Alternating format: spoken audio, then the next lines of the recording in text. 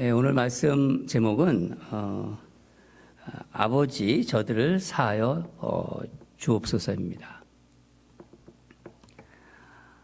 예수님께서 십자가에서 운명하시기 전에 7마디 말씀을 하셨어요. 그러니까 7말씀을 하셨죠. 이것을 우리는 지난번에 말씀드렸듯이 가상칠언이라고 합니다. 가상칠언.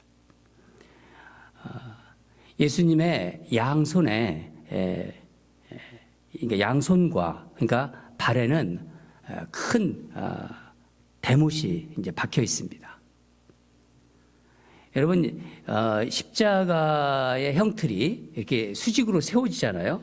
세워지면 그 몸의 체중이 그대로 실리면서 그 박힌 그 못주의 생살이 찢어집니다. 얼마나 고통스럽겠어요. 그러니까 체중이 그대로 고통의 무게가 되는 거예요. 여러분 십자가형은요 정말 끔찍하고 아주 무서운 형벌이에요. 인간에게는 할 수 없는 형벌이라 생각했던 이 로마는 자기 나라 국민, 자국민에게는 이 십자가형을 하지 못하도록 법으로 금지해 버렸어요. 그러니까 로마 시민들은 어떤 죄를 지어도 십자가형은 받지 않았습니다. 그 끔찍한 십자가에 예수님이 달리셨어요. 또한 이 십자가 형벌은 아주 수치스러운 자리입니다. 우리가 보통 십자가를 예수님이 달려있는 십자가를 보면은 그 모습은 이렇게 이 하반신, 이 아래가 천으로 이 허리 아래가 가려져 있지만 그것은 이렇게 좀 너무나 민망해서 그것을 가리기 위해서 로마 카톨릭에서 그린 어떤 그림들이 영향이에요. 사실 예수님은 골고다 언덕 십자가에서 옷이 다 벗겨진 채로 달려 있었어요. 얼마나 정말 수치스러웠겠습니까? 그런 아주 극한 고통과 수치감 속에서 정말 말 한마디도 할 수 없는 그런 상황에서 예수님의 첫 말씀이 무엇이었을까요? 십자가에서 하신 첫 마디 말씀. 오늘 본문에 우리가 읽었듯이 누가복음 23장 34절을 보면 이에 예수께서 이르시되 아버지 저들을 사하여 주시옵소서. 자기들이 하는 것을 알지 못함이니이다. 예수님의 십자가에서의 첫 마디는 하나님께 용서를 구하는 기도였어요. 하나님께 용서를 구하는 거. 여러분 일반적으로 자기 몸이 막 고통스럽고 막 좀 수치스러운 상태가 되면요 다른 사람 생각할 여유가 없어요. 그렇지 않습니까? 그러나 예수님은 이 극심한 고통의 순간에도 저들을 위해서 기도하셨대요. 저들을. 아버지 저들을 사하여 주옵소서. 자기들이 하는 것을 알지 못함이니이다. 저들이 알지 못해서 그러니 용서해 주시옵소서. 그렇게 기도하신 거예요. 오늘은 예수님께서 십자가에서 하신 용서를 우리 한번 생각해 보도록 하겠습니다. 여러분 예수님이 말씀하신 자기들이 하는 것을 알지 못하는 저들이 누구일까요? 십자가 아래의 병사들이 로마 병사들이 예수님이 입던 이 옷을 가지고 제비를 뽑고 있었어요. 그때는 옷감이 귀해가지고 어떤 우리 집사님이 저한테 물어봤어요. 아니 그게 뭐가 귀하다고 그걸 제비 뽑냐고. 그렇지만은 당신은 그렇지 않았습니다. 옷감이 아주 귀했던 시대예요.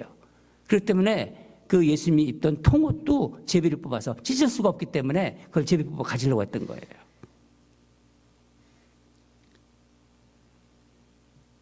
예수님을 십자가에 못 박고 입고 계셨던 옷을 갖기 위해 제비 뽑고 있는 로마 병사들일까요? 저들이 예수님께서 저들을 용서해달라고 그랬는데 아니면은 35절 37절에서 우리가 읽었듯이 십자가 주변에서 구경하는 많은 사람들 그런 사람들, 또 예수님을 조롱하던 많은 관리들, 또 군인들을 말하는 걸까요?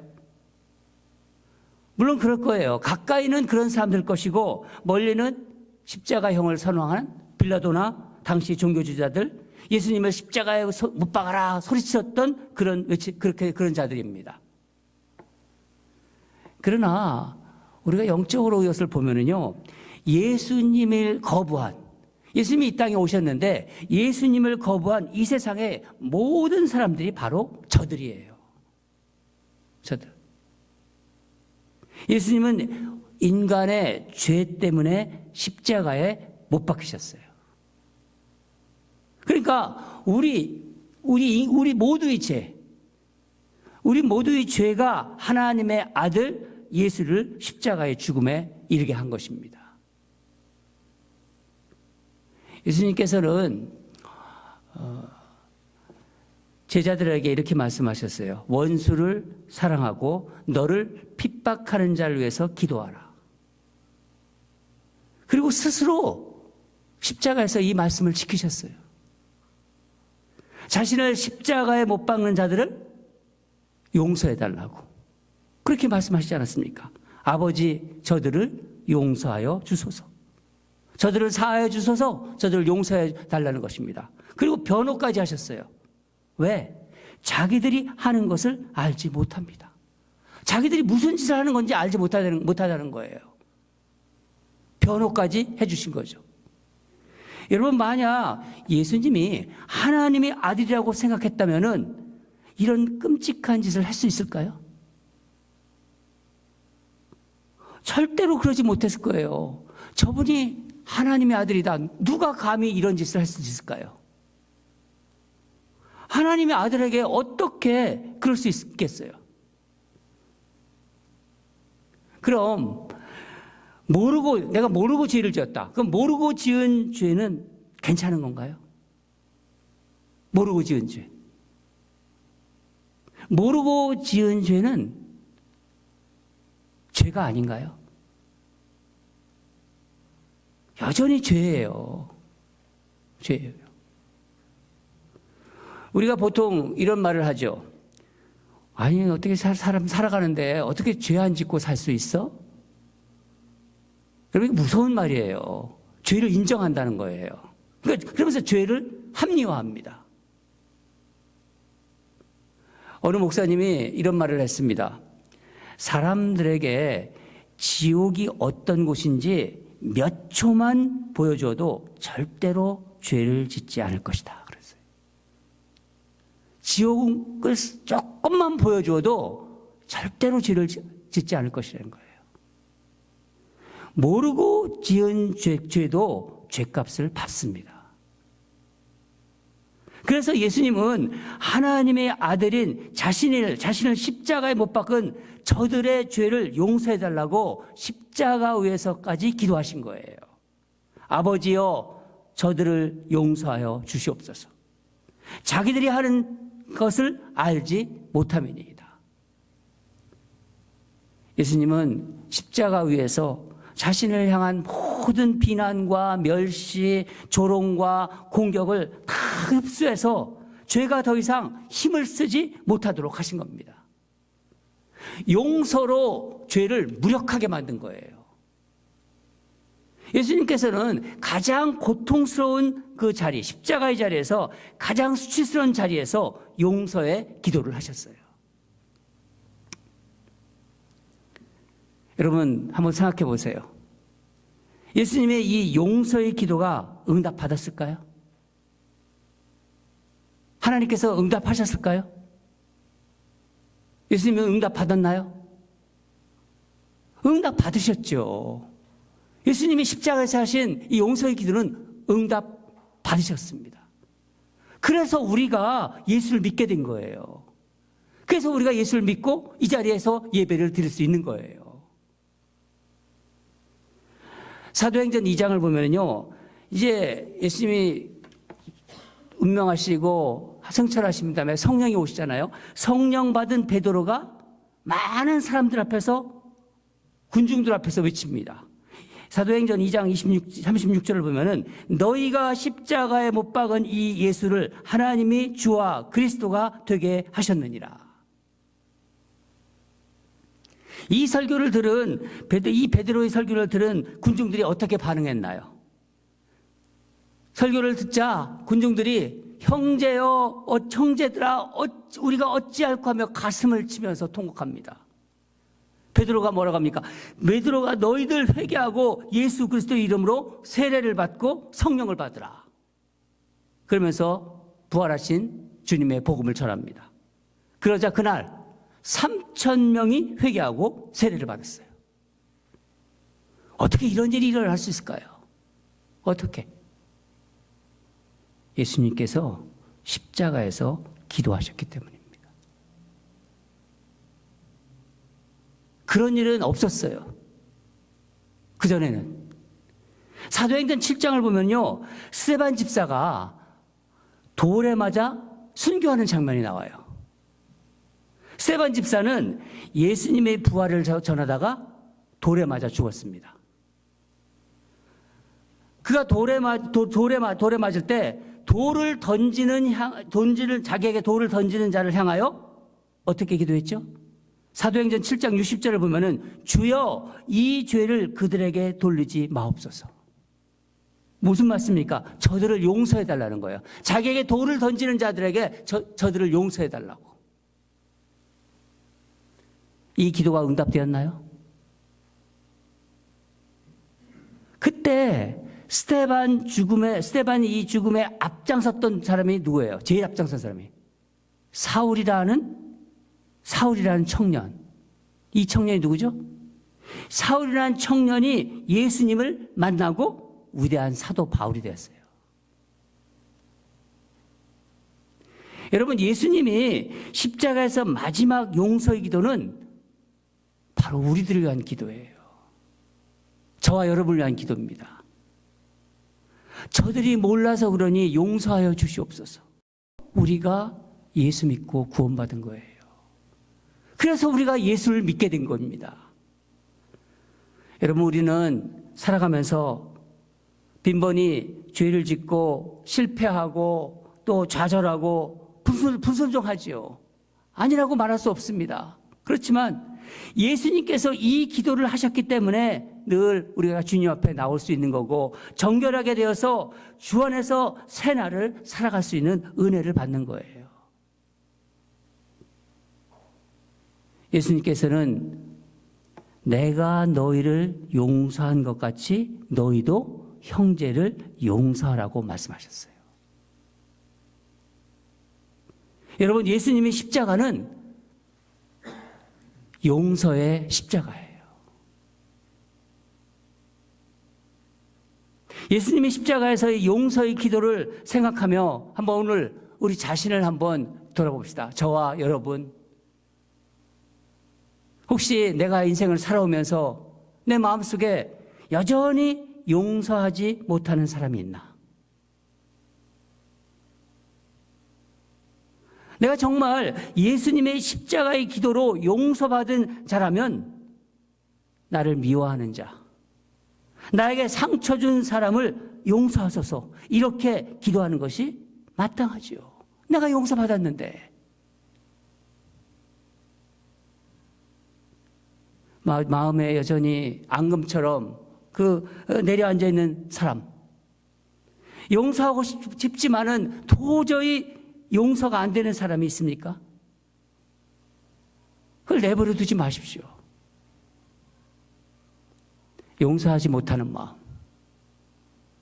미워하는 마음이 가득하면은요, 이게 용서하지 못하고 미워하는 마음이 가득하면요, 미워하는 사람, 그 상처를 사람이 설사 용서를 빌고 그가 옳은 말을 해도 그 옳은 말 듣기조차도 싫어요. 판단력이나 건강한 감정이 다 무너져 있기 때문입니다. 여러분, 내가 진짜 십자가의 용서를 받았다면요, 예수님처럼 기도하시기 바랍니다. 내가 십자가에서 용서받은 사람이다.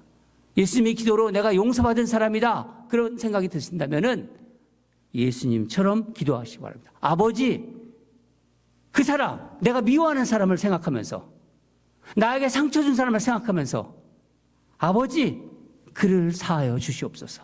그가 몰라서 그러니 용서하소서. 여러분, 우리가 교회 생활을 하더라도요, 용서하는 마음 없이 교회 섬기잖아요.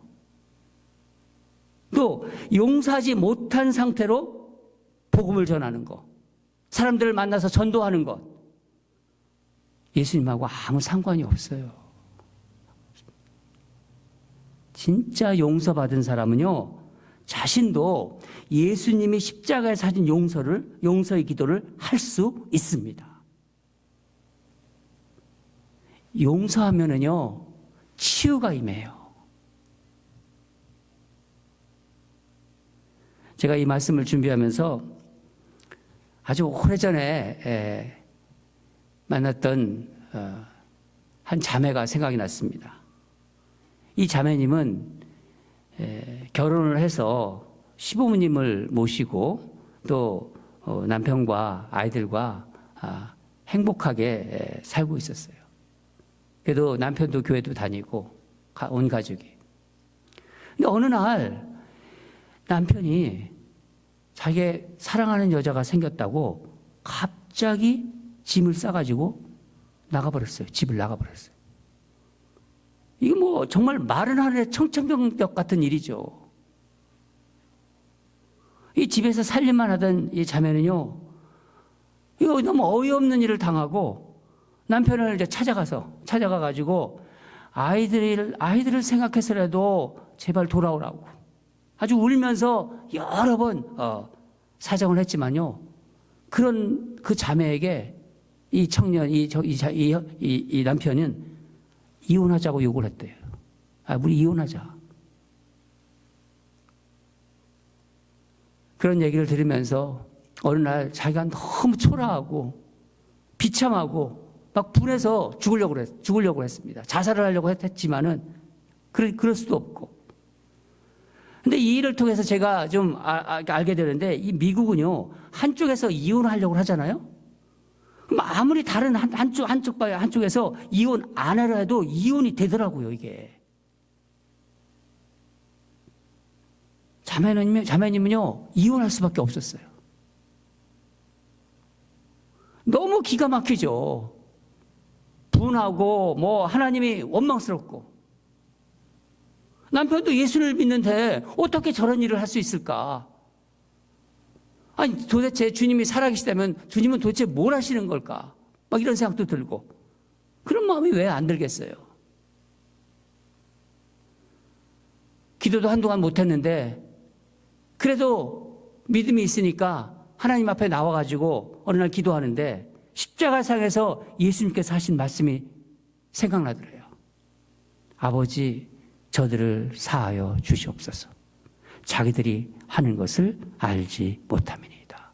이 말씀이 이 자매님 이 가슴에 박히게 된 거예요. 그런데 그 외 신기하게도 이 바람난 남편이 계속 미워하고 그랬는데 미워지지 않고 불쌍해 보이더래요. 이 자매님이 결심을 해요. 나는 세상 여자들이 하는 뻔한 일은 하지 않겠다. 딱 결심을 하고 남편이 돌아올 때까지 기다리겠다. 거지가 돼서 돌아와도 받아주겠다. 그렇게 결심을 합니다.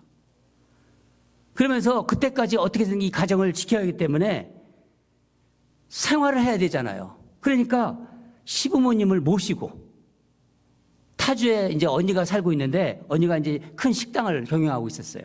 그래서 언니한테 연락을 해서 내가 일할 자리가 있느냐 해가지고 일자리를 찾아가지고 언니가 경영하는 그 타주로 식당으로 이사를 가버렸어요.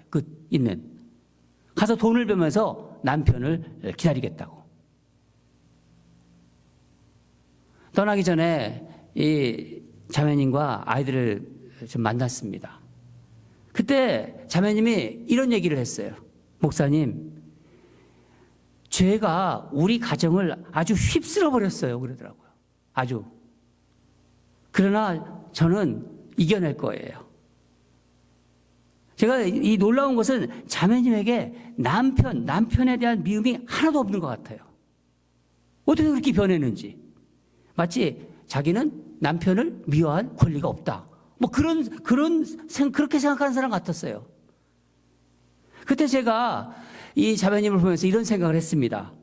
이 자매님은 삶의 가장 고통스러운 자리에서 정말 위대한 일을 하고 있다. 그것은 용서였어요. 용서를 삶으로 하고 있는 거예요. 결국 2년이 지나서 2년 만에 남편은 아주 생거지라고 하죠. 그냥 알거지. 아주 빈털터리가 돼서 자매에게 돌아왔습니다. 여러분 오늘 기도하시면서 예수님이 하신 용서를 여러분 한번 경험해 보시기 바랍니다. 예수님은요, 우리를 좋은 자리, 아주 행복한 자리에서 만나주지 않으셨어요. 예수님은 우리를 죄의 자리에서 만나주신 거예요. 예수란 이름 자체가 뭐죠? 예수란 이름 자체가 자기 백성을 죄에서 구원할 자. 그게 예수예요. 우리를 죄에서 만난 거예요. 여러분과 저를 예수님은 죄에서 만난 겁니다. 나에게 상처를 주고 내 마음을 아프게 하고 이런 사람들을 용서할 때 여러분 진정한 인간관계가 성립이 되는 거예요. 용서할 때 아름다운 인간관계는 시작되는 것입니다. 나에게 아픔을 주고 상처를 준 사람을 여러분 용서하셨나요? 오늘 말씀을 들으면서 돌아보세요. 내가 진짜 용서받은 사람인지는 내가 용서하는 것을 보면 알아요. 사랑하는 여러분, 우리가 예수님처럼 용서의 십자가를 지면은 예수님이 십자가에서 용서의 십자가를 지신 거예요. 예수님도 우리에게 말씀하셨잖아요.